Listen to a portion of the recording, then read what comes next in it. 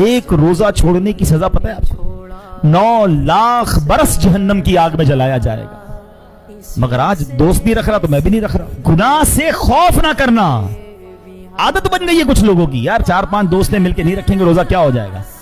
अस्तगफिरुल्लाह। ये रब के गजब को दावत देने वाली बात। और यहां एक और बात, एक बात समझने वाली है। देखें, हर चीज की ना एक वैल्यू होती है।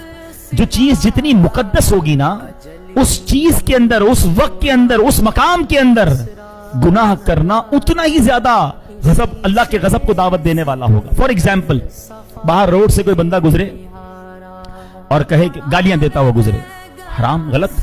मगर वही बंदा मस्जिद में आकर भी गाली देगा तो आप क्या करेंगे? उसको पकड़ लेंगे, यार खुदा का खौफ करो मस्जिद में। बाहर कोई म्यूजिक बजाए, गलत, मस्जिद में आकर ये काम करेगा, आप उसको पकड़ लेंगे, यार क्या हो गया, अल्लाह के घर में रमजान में गुनाह।